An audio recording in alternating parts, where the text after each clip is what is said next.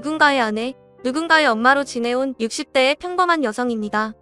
변변한 직업이나 소개할 만한 특이사항이 없어 그저 가족들 뒷바라지로 희생하며 살아온 대한민국의 평범한 주부이겠네요. 그런 제 나이도 벌써 60이 넘었고 이 나이에 딱히 낙이 뭐가 있겠어요. 그저 자식들 사는 거, 손주 재롱이나 보는 게 그나마 낙이라면 낙이겠죠. 젊은 시절에 그저 남편과 자식들 잘 되기만을 바라며 뒷바라지하던 저였는데 어느새 자식들도 다 자라 내 품을 떠나고 이제는 뭘 해야 할지 모르겠네요. 몇 년 전까지도 제게는 숙제 같은 마지막 바람이 하나 있었습니다. 바로 제 막내 아들의 혼사였죠. 자식도 엄마들이라면 누구나 다 자식 앞날이 걱정되지 않겠어요. 아이가 어려서는 학업 뒷바라지하고 졸업하고서는 취업 뒷바라지하고 또 다 커서는 결혼은 언제 하나 우매불망 자식 생각뿐이었습니다. 부모 마음이라는 게 참 그래요. 애가 다 큰 걸 알면서도 제 밥은 잘 챙겨 먹나 만나는 사람은 없나 이러나 저러나 마음이 쓰이기 마련입니다. 제게는 큰아들, 둘째 딸, 셋째 아들 이렇게 세 자녀가 있습니다. 그 중에서 셋째 아들은 언제나 마음의 짐이었죠. 막내라 그런지 이상하게 걔한테는 유독 신경이 많이 쓰이더라고요. 딸 때부터 약하게 태어나서 더 걱정스러웠던 것 같아요. 막내가 어려서 큰 수술을 받았거든요. 다행히 예후가 좋아서 수술도 일회성에 그쳤고 그 뒤로 건강히 회복을 잘했지만 당시에는 사망률도 높았던 수술이라 정말 아찔했던 기억입니다. 그렇게 아이를 한번 잃을 뻔했던 기억 때문인지 저는 막내 아들 관련해서 일이 생기면 유독 예민해졌습니다. 사실 제가 막내를 유독 끼고 놀기는 했습니다. 어려서부터 몸이 약한 탓에 또래 애들에게 놀림당하고 괴롭힘도 자주 당했거든요. 또래보다 키도 작고 체구도 자그마하다 보니 남자아이들 사이에서는 그런 게 놀림당할 일인가 봐요.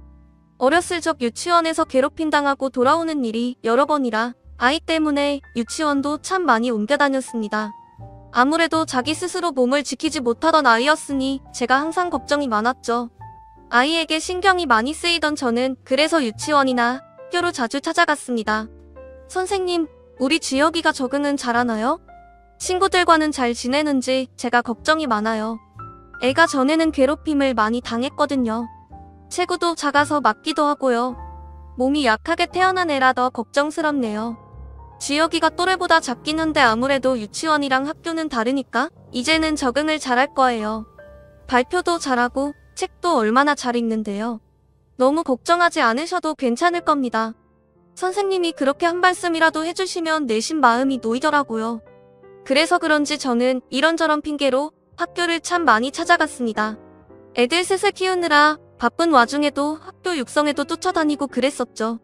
지혁이 궤도 어릴 때는 엄마가 학교에 자주 오는 게 좋다며 반이기더니 점점 나이가 먹으면서 제가 학교로 쫓아다니는 걸 극도로 꺼려하기 시작했습니다. 애를 키우다 보면 이래저래 신경 쓰일 수밖에 없잖아요. 저도 육성에 일을 하면서 선생님들을 자주 만나기도 하고 학교나 시설에 관심을 가질 수밖에 없죠. 그러다 보면 아이 담임 선생님들도 자주 만나 뵙고 아이에게 별일은 없는지 아이관에서 상담도 자주 하게 되죠. 물론 요즘은 분위기가 다르지만 그땐 그런 게 또 필요하기도 했습니다. 하지만 한창 사춘기로 예민한 아들에게는 그런 게 창피한 일이었나 봅니다. 다른 아줌마들처럼 치맛바람 펄럭이지 말라며 짜증을 내더라고요. 그래서 결국 저는 마지못해 학교 일을 그만두게 되었습니다. 솔직히 아들이 그리 싫어하지만 않았으면 졸업할 때까지 했을지도 모르죠. 그렇다고 우리가 애들을 편애하거나 학교에 불이익을 주려고 그랬던 것도 아닌데 말이에요. 모 아들 입장에서는 제가 너무 유별나다 여겼을지도 모르겠습니다. 사실 제가 생각해도 첫째 둘째에 비해 막내를 유달리 걱정하기는 했으니까요. 그래도 저는 제 덕분에 아이가 그만큼 할 수 있었다고 생각합니다. 막내라서 그런지 얘는 지영이랑 누나랑 다르게 뭘 스스로 하는 법이 없었어요. 밥도 꼭 챙겨줘야 먹었고 공부도 꼭 시켜야만 하기 시작했죠. 지형 누나 키울 때는 워낙 알아서 잘들 했어서 학업 관련으로 골치 아픈 적이 없었는데 막내 이놈은 꼭 잔소리를 시작해야만 몸을 움직였습니다. 그렇다고 왜 다른 형제들 못 따라가냐며 비교하거나 구박한 적은 없었어요. 오히려 큰 애들한테 못해줬던 것도 막내한테는 다 해줬죠. 큰 애들은 인강 듣고 학원만 보냈는데 형 누나보다 뒤처지던 막내는 제가 알바까지 다니면서 비싼 가위까지 시켰습니다. 솔직히 남편이랑 자식들 챙기고 수험생 아들 뒷바라지 하면서 알바까지 다니는 게 그렇게 쉬운 일은 아니에요. 게다가 평생 집에만 있던 제가 밖에 나가서 무슨 일을 했겠습니까? 그래도 저는 아들 녀석 잘 되길 바라는 마음으로 마트캐슬 일을 하면서 열심히 용돈을 벌었습니다. 그리고 그 돈은 모두 우리 막내한테 들어갔죠. 어려서 몸이 약했으니 공부하는 체력이 도움되라고 비싼 한약도 지어 먹이고 제 딴에는 온갖 정성을 다했습니다.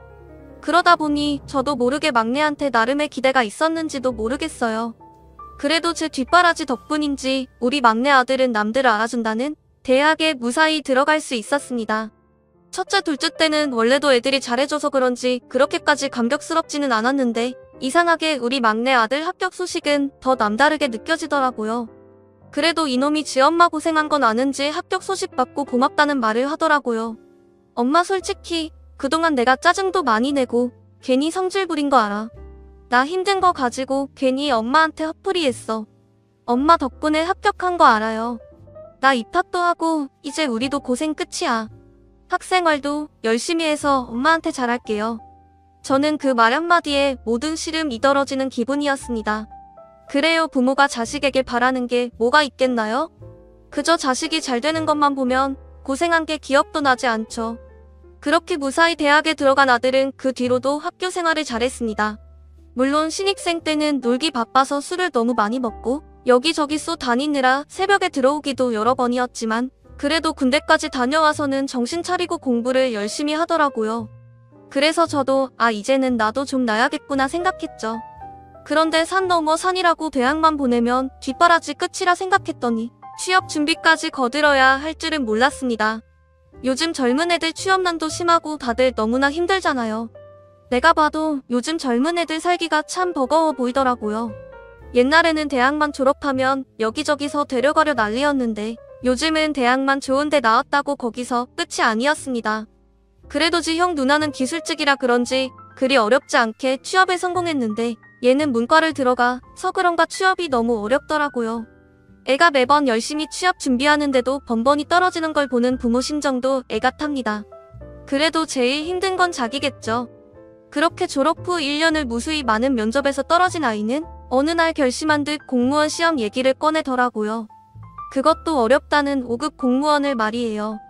솔직히 제 자식이지만 그게 가능할까 싶었습니다. 머리도 점점 굳었을 테고 국가고시는 다들 몇 년씩 걸리는 힘든 일이잖아요. 고등학교 시절에도 그렇게 힘들어하던 아이가 공무원 시험은 견뎌낼 수 있을지 걱정이었죠. 그래도 아이의 선택이니 어쩌겠나요? 저희 부부는 그저 묵묵히 아들을 응원해주기로 했습니다. 그렇게 저는 또 수험생 뒷바라지를 시작하게 되었어요. 아이가 큰 마음을 먹은 건지 아예 학원 근처 고시원을 얻어서 나가겠다고 했습니다. 그래서 저는 집에서 음식을 하다가 매일 고시원으로 들고 이고 날랐죠. 엄마가 해줄 수 있는 게 그런 것밖에 없어서 미안하기만 하더라고요. 아들이 시험 준비를 하는 동안 저희는 매번 시험 결과가 어떨지 조마조마한 심정이었습니다. 저는 늘 길을 열고 다녔습니다.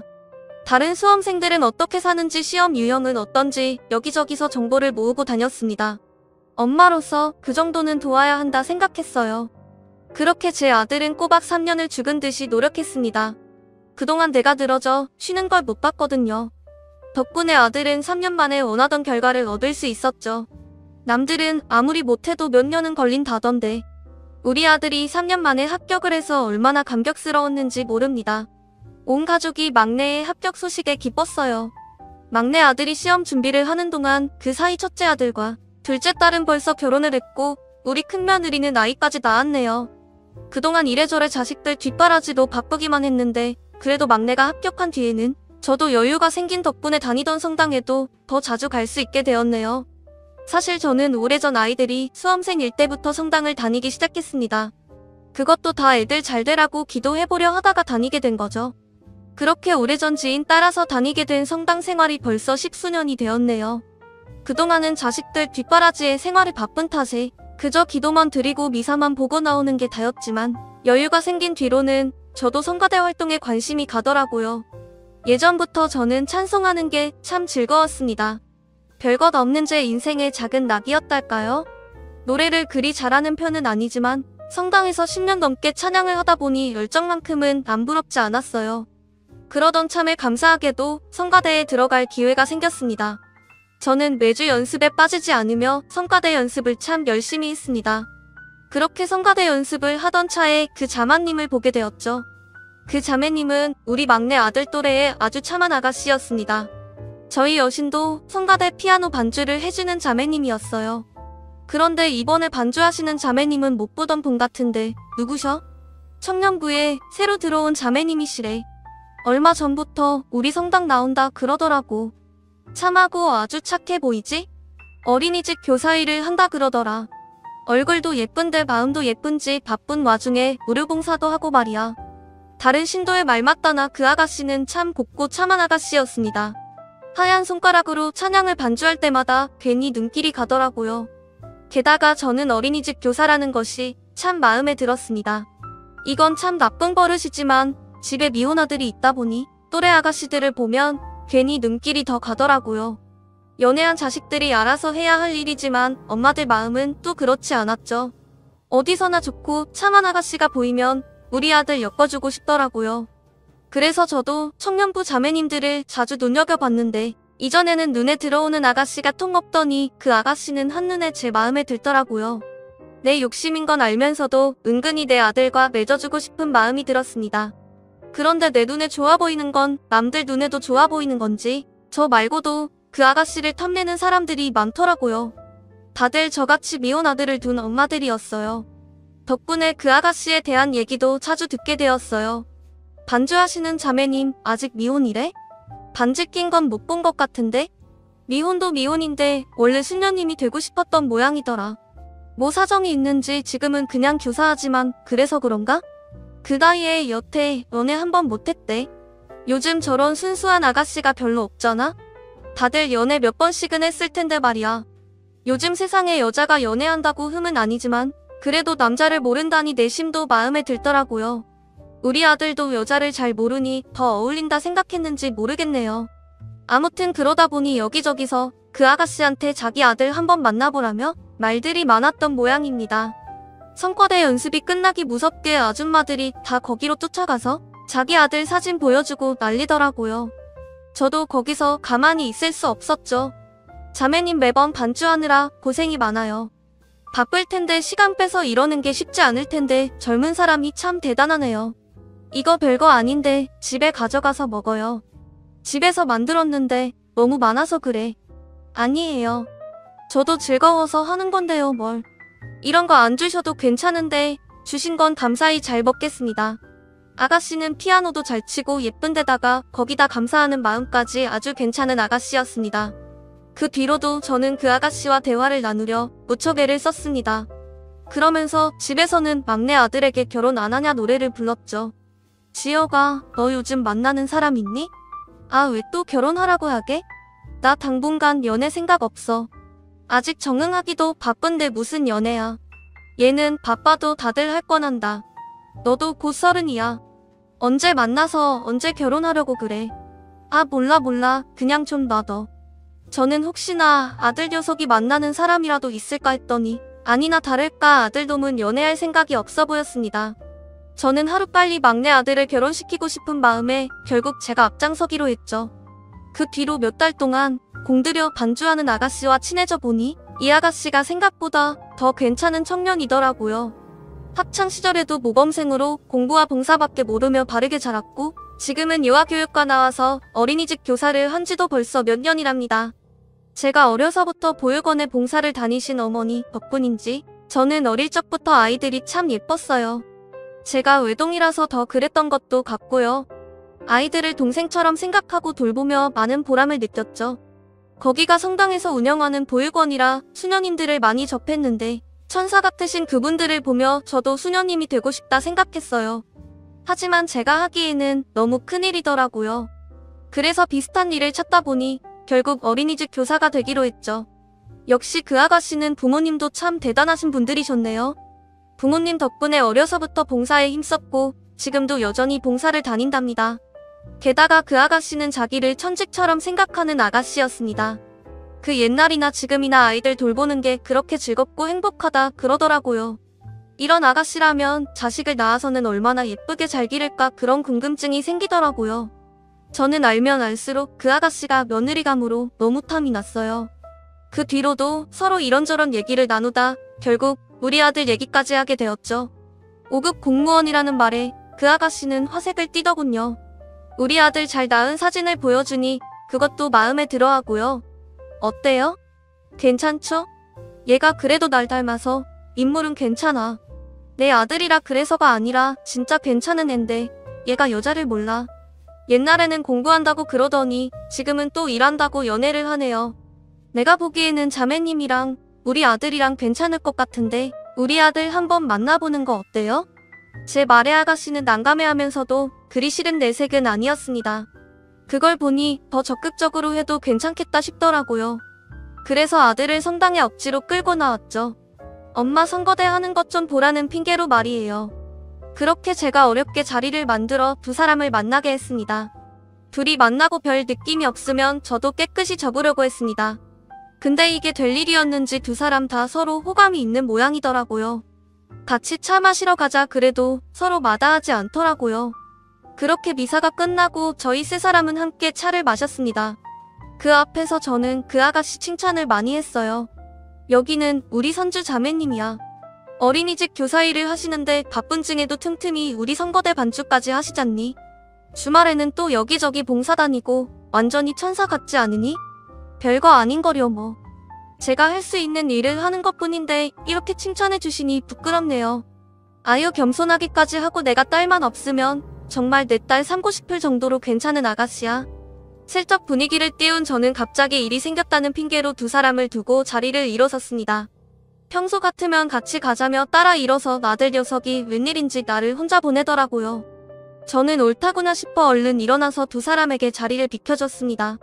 그 뒤로 어찌 된 건지 자세히는 모르지만 웬일로 이 녀석이 엄마의 노력을 알아줬는지 어떤지 얼마 뒤 두 사람이 만나보기 시작했다고 하더라고요. 저한테는 경사도 정말 이런 경사가 없었죠.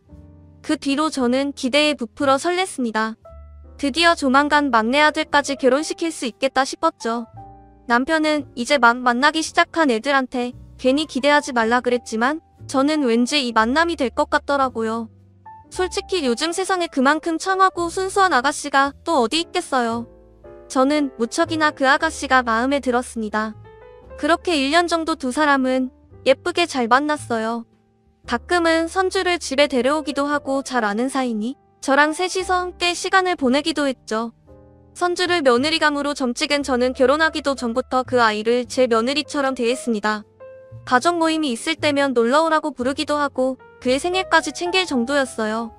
심지어는 제가 나중에 막내 며느리 들이면 주려고 챙겨놓은 친정엄마 일품까지 일이 내어졌습니다. 그건 제가 정말 아끼던 진주 목걸이였어요. 저희 친정엄마가 결혼하면서 예물로 받으신 건데 제가 결혼할 때 저한테 물려주셨죠. 제가 아끼던 다이아 반지는 우리 큰 며느리 줬었고 다이아보다 값어치는 덜하지만 제겐 더욱 값진 의미가 있는 그 진주 목걸이는 꼭 막내 며느리에게 주고 싶었습니다. 어차피 결혼할 사이라 생각하니 미리 주는 것도 나쁘지 않겠다 싶더라고요.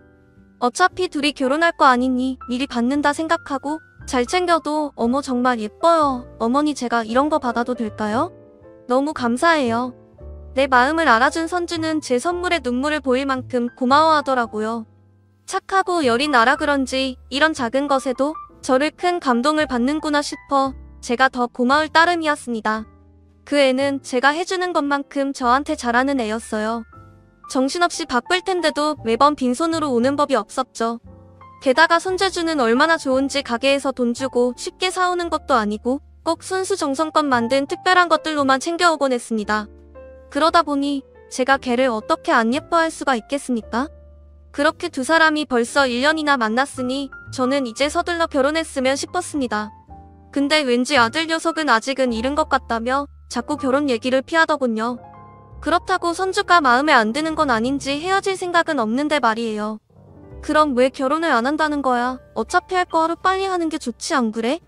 아 지금은 일도 바쁘고 이제 겨우 1년 만났는데 무슨 결혼을 그렇게 빨리 해. 어차피 할 거면 천천히 해도 괜찮잖아. 엄마 뜻대로 선주랑 잘 만나고 있는데 그냥 좀 기다리면 안 돼? 왜 항상 일을 급하게 하려고. 그래 결혼은 알아서 할 테니까 그냥 기다려줘. 물론 지도 지 입장이 있겠지만 엄마인 저도 제 입장이 있죠. 기왕 지사 결혼할 걸 뭐하러 더 미루나 싶어 답답하기만 했습니다. 선주도 결혼 생각이 있는지 제 앞에서 언뜻언뜻 결혼 얘기를 하기도 했고 제 딴에는 이러다가 좋은 며느리가 없어질까 마음이 급했던 것도 있긴 했던 것 같아요. 그런데 당사자가 저리 늑장을 부리니 아쉬운 제가 더 노력할 수밖에요. 그렇게 저는 선주를 데리고 집을 보러 다니기 시작했습니다. 나중에 들어가 살 신혼집을 미리 보자면서 말이에요. 그러면서 은근슬쩍 결혼 얘기를 꺼냈죠. 선주야, 지혁이가 결혼 얘기 한 적 없니? 니들 벌써 1년이나 만났잖니. 둘이 나이들도 있는데 뭘 자꾸 미루는 건지 내가 너무 급한 거니? 저는 어머니 마음 이해해요. 저희 어머니도 언제 결혼하냐 물으시는걸요. 저는 언제라도 상관없는데 아시다시피 지혁씨가 많이 바쁘잖아요. 저는 그저 기다리는 수밖에 없죠. 역시나 우리 아들이 문제였네요. 걔는 원래 한 번에 두 가지를 못하는 성격이에요. 게다가 누가 옆에서 등 떠밀지 않으면 세워라 내워라 태평한 성격이죠. 저는 선주에게 자꾸 결혼 얘기를 꺼내라 시켰습니다. 걔도 나랑 생각이 같은 건지 제 말대로 했던 모양이에요. 어느 날 아들 녀석이 지 입으로 먼저 결혼 얘기를 꺼내더라고요. 엄마, 나 그냥 선주랑 빨리 결혼할까? 갑자기 왜? 선주가 결혼하지? 그것도 그렇고 그쪽 집에서도 자꾸 말씀 꺼내시나 봐. 아무래도 남자보다는 여자가 나이에 민감하니까 역시 선주가 말을 잘 꺼낸 모양이에요.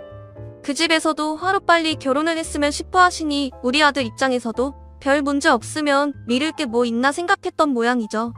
쇳불도 단숨에 빼랬다고 저는 말이 나오자마자 바로 상견례를 잡기로 했습니다. 상견례도 그저 형식일 뿐이었어요. 그 집 부모님이 바르신 분들인 건 그동안 선주 통해서 잘 들었고 선주를 키우신 부모님이면 모자랄 게 뭐가 있었겠어요. 그런데 아무 문제 없을 거라 생각했던 그 상견례장에서 아주 생각지도 못한 변수가 생기게 되었습니다. 저희 집 식구들이 너무 많아서 애들은 빼고 남편이랑 저랑 막내 아들만 가기로 했습니다. 어차피 어른들끼리 얘기할 게 많기도 하고 형제들이야 결혼식에서 보면 되니까 말이에요. 저는 새벽 대바람부터 식구들을 준비시켜 상견례장으로 출발했습니다. 일찍부터 분주하게 준비한 덕분인지 약속 시간보다 먼저 상견례장에 도착하게 되었죠. 그동안 선주를 통해서 그댁 부모님 말씀을 많이 들었지만 그래도 자리가 자리인지라 긴장되는 건 어쩔 수 없더군요. 얼마 뒤 그 집 식구들이 도착하셨는지 종업원이 문을 열어주어 예비 사돈들이 들어오셨습니다. 자연스럽게 인사를 건네려는데 맨 끝에 은혜가 따라 들어오더라고요. 한데 6살 정도 되어 보이는 어린아이였습니다. 제가 궁금해서 물어보기도 전에 선주가 얘기를 하더라고요. 제가 원생 하나를 급하게 맡게 되어서요. 다들 사정이 있고 갑자기 생긴 일이라 참아마다 할 수가 없었어요. 그래서 부득이하게 데려왔는데 너무 죄송해서 어쩌죠. 선주가 돌보는 반아이 중 하나가 집에 일이 생겨서 갑자기 그 애를 봐주게 되었답니다. 평소에도 이래저래 바쁜 건 알지만 그래도 어떻게 주말까지 그런 일이 생기는지 저희는 좀 당황스러웠어요. 그런데 평소 선주의 성품을 알아서 그런지 제가 무리한 부탁을 받아하지도 못하고 얼마나 고생이 많을까 안쓰럽고 기특하더라고요. 아유, 아니야, 애 하나 더 있다고. 무슨 일 있겠니? 우리는 괜찮으니 신경 쓰지 마. 내가 평소에도 이렇게 고생이 많구나 이해해 주셔서 감사해요. 사돈 저희도 급하게 벌어진 일이라 별도리가 없었네요. 선주 얘가 워낙 남의 부탁을 받아하지 못하는 애라 이해해 주셔서 감사합니다. 아닙니다. 저야말로 선주 성품을 잘 알죠. 워낙 배려심이 많은 아이니까요. 저야 선주의 그런 점이 마음에 드는 건데요. 뭘 뜻밖의 일이 있었지만 서로 이해와 배려 속의 분위기는 참 좋았습니다. 아이들 결혼 문제로 상의하는 것들도 합이 잘 맞았고 좋은 며느리만큼이나 좋은 사돈을 얻게 되었구나 싶었죠. 식사도 다 끝나고 자리도 점점 마무리되는 중에 얌전히 잘 있던 아이가 졸린 건지 조금씩 칭얼대기 시작하더라고요. 아이가 긴 시간 앉아있기 지루한 모양이에요. 우리 집 막내 손녀가 딱 저 나이쯤 되는데 여자인데도 가만히 있지를 못하거든요. 그래도 얘는 참 얌전하네요. 선생님한테 잘 배워서 그런가 아이의 교사인 선주는 아이를 안아서 달랬습니다. 그런데 칭얼대던 애가 갑자기 이런 소리를 하더라고요. 엄마, 나 집에 갈래. 순간 정적이 흘렀습니다. 나 혼자 잘못 들은 게 아닌지 남편과 아들의 얼굴을 보자 다들 당황한 기색이 역력하더라고요. 게다가 사돈댁 얼굴까지 말이에요. 아, 영웅아, 엄마라니 선생님이라고 해야지. 영웅이가 엄마가 보고 싶구나. 오늘은 선생님이랑 좀 이따가 저녁에 엄마 보러 가자. 엄마, 나 졸려. 우리 집에 가자. 선주는 내가 실수한 거라며 수습하려 했지만 왠지 아이는 선주에게 계속 엄마 소리를 하더라고요. 그러고 보니 왠지 아이 얼굴이 선주와 닮은 것도 같았습니다. 아까 사돈댁에 할머니 할아버지 부른 것도 의뢰 부르는 게 아니라 평소에도 그렇게 자주 부른 것처럼 아주 자연스러웠고, 아무리 아이 선생님이라고 해도 애가 제 집 제 식구처럼 편하게 있었던 게 좀 이상하긴 했네요. 이상한 생각이 한번 들기 시작하니 자꾸 꼬리에 꼬리를 물게 되더라고요. 거기다가 제가 그런 의심을 하게 된 것은 또 다른 이유가 있었습니다. 사실 예전에 선주가 웬 어린아이를 데리고 병원에 가는 것을 본 적이 있었어요. 우연히 길을 지나가다가 건너편 도부에 있는 선주를 봤는데 아는 체를 할까 하다가 옆에 아이가 있어서 저도 모르게 그냥 지나갔던 기억이 있었습니다. 그때는 그냥 가르치는 유치원 아이겠지 싶어서 굳이 말을 꺼내지 않았죠. 별일 아닌 걸로 뒤늦게 말을 하는 것도 이상하다 싶었거든요. 그리고 얼마 뒤에 또 그런 일이 있었습니다. 같은 아이인지는 모르겠지만 둘 다 남자아이였던 건 확실해요. 2번이나 그런 일을 보다 보니 궁금한 마음에 저도 결국 물어보게 되었죠. 제 물음에도 선주는 별일 아니라며 되스럽지 않게 얘기했어요. 아마 저희 유치원생이었을 거예요. 가끔 시간 안 되는 부모님들 대신 제가 병원을 데려가기도 하거든요. 맞벌이 하시는 분들은 워낙 바쁘셔서 아이가 치과 검진을 가야 하는데도 시간이 안 나서 못 데리고 가시는 분들이 많으세요. 그래서 자주는 아니어도 가끔 그런 분들을 도와드리고 해요. 역시나 원생이를 도왔다는 말에 저는 정말 아무 의심 없이 넘어갔습니다. 평소에도 봉사를 다니고 아이들을 좋아하는 애였으니 그런 일이 뭐 대수롭겠어요. 그냥 휴일에도 쉴 틈 없이 그렇게까지 하는 게 힘들겠구나 그 정도로 생각했죠. 그런데 그 엄마 소리를 듣고 보니 예전 그 일들이 그냥 지나갈 일들로 느껴지지 않더라고요. 그제서야 아차 싶었던 저는 선주에게 따져 묻기 시작했습니다. 선주야, 걔가 왜 자꾸 너한테 엄마라 그러니? 아가, 너 엄마 어딨어? 그러자 아이는 선주를 가리키며 엄마라 하더군요. 어머니? 아니에요. 애가 어려서 젊은 여자만 보면 다 엄마라고 그래요. 아마 지혁씨한테는 아빠라고 그럴걸요? 영웅아, 아빠 어딨어? 아빠? 아빠 없어. 영웅이 아빠 없어. 커봐라. 너한테만 엄마라 그러잖니? 애가 5살이면 그 정도는 다들 구분하는데 무슨 소리 하는 거니? 의아해하는 제 말에도 걔는 끝까지 변명을 하더라고요. 그 일이 예산일이 아니다 싶었던 저는 그대로 상견례장을 박차고 일어섰습니다. 사실 제 의심에 확신을 더한 건 예비 사돈댁 반응이었어요. 별것 아니라며? 그냥 우선 엉길 일을 잔뜩 긴장해서는 제대로 말도 못하고 애 입만 막으려고 그러더군요. 그건 분명히 뭔가 있다는 얘기였죠. 결국 그날 상견례는 엉망으로 끝이 나고 우리 세 식구는 참담한 심경으로 집으로 돌아갔습니다. 누구 하나 나서서 말할 수가 없었어요. 저야 내가 엮어준 아이니 할 말이 없었고 당사자인 아들도 충격이 컸겠죠. 선주는 할 말이 많은지 계속 전화가 오고 당장 찾아와 해명을 하겠다 하더군요. 그 애는 가족관계 증명서까지 떼서 제 앞에 들이밀었어요. 어머니, 무슨 오해하시는지 알아요. 영웅이가 제 애가 아닐까 생각하시는 거잖아요. 그런데 정말 오해세요. 애가 어려서 아무 말이나 하는 거예요. 이거 보세요. 저 가족관계 아무도 없어요. 저는 너무 적극적으로 변명하는 것도 의심스러웠습니다. 이제 와서 그 애의 말을 곧이곧대로 믿을 수 없었던 저는 결국 뒷조사를 해보기로 했습니다. 그런데 그 결과 정말 충격적인 사실들이 밝혀졌어요. 알고 보니 선주 걔는 제가 알던 그 순수한 아가씨가 아니었습니다. 걔네는 이미 이혼한 전적이 있는 이혼녀였어요. 상견례 때 데려온 아이도 친아들이 맞았던 모양입니다. 여기까지만 해도 너무 충격적인데 더 큰 충격은 따로 있었습니다. 심지어 그 이혼의 이유가 외도 때문이었답니다.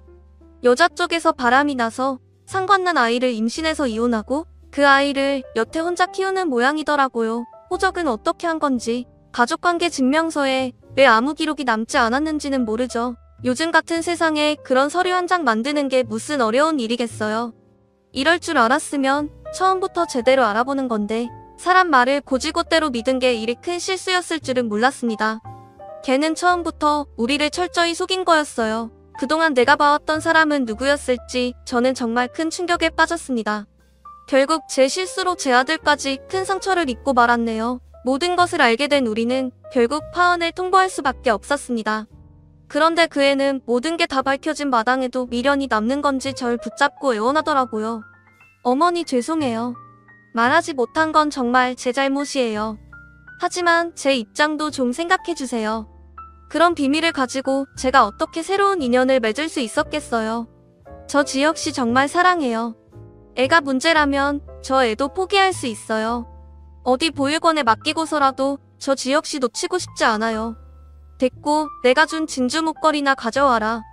나는 이제 와서 너랑 더 할 말이 없구나. 어쩜 그렇게 뻔뻔할 수가 있니? 저는 그 애의 그런 마음가짐이 더 소름 끼쳤습니다. 그동안 누구보다 아이들을 사랑하고 아끼는 줄 알았던 애가 어떻게 재혼하겠다고 지가 낳은 애까지 저를 쉽게 내팽겨치겠다 말을 하나요? 차라리 처음부터 솔직했더라면 이 정도로 충격적이지는 않았을 것 같습니다. 그렇다고 이제 와서 시간을 돌릴 수도 없고 저는 저 스스로를 원망해야겠죠.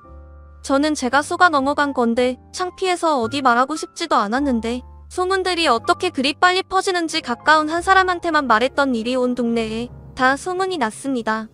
아마 하루아침에 걔가 성당을 나오지 않게 되는 바람에 일이 더 커졌던 것 같아요. 심지어 걔가 일하는 유치원까지 소문이 난 건지 그 애는 그 뒤로 그 유치원에서 잘리고 온 식구가 소문을 피해 이사까지 가게 되었답니다. 솔직히 나중에라도 마주치니 그게 낫겠다 싶기도 하네요. 저 역시도 그런 소문에 시달리는 바람에 한동안은 성당도 나가지 못했습니다. 몇 달 지나서야 참회하는 심정으로 가서 기도만 드리고 나오게 되었네요. 그 뒤로 저는 아들에게 아무 말도 못하는 못난 어미가 되었습니다. 그래도 아들이 집단에는 엄마가 미련하고 불쌍해 보여서 그런지 인연이 아니었나 보다며 괜찮다며 넘어가려 하지만 어미인 제 입장에서는 제가 벌인 그 일이 씻을 수 없는 실수가 되었습니다. 아들한테 좋은 일 만들어주려고 나서다가 괜히 사단을 만들었구나 싶었죠.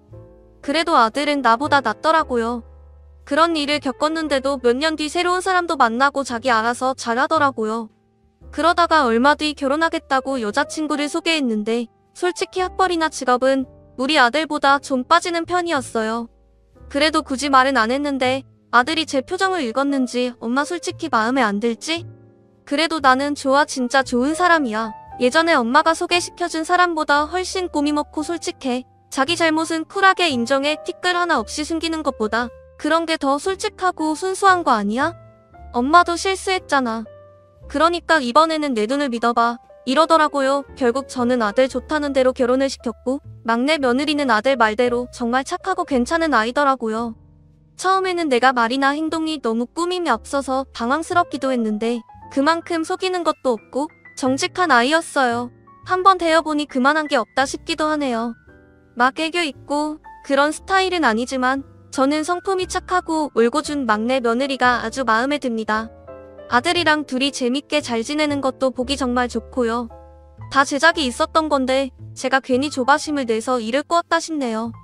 그래도 지금은 자식들 모두 결혼했고 새 식구들도 모두 좋은 아이들이니 결론이 좋아서 정말 다행입니다. 저는 그 일을 깊이 뉘우치고 앞으로도 자식들 일은 자식들에게 맡기기로 했어요. 그래서 저는 앞으로 그저 식구들 모두 건강하고 행복하기만을 바라려고 합니다. 사연 들어주셔서 감사합니다.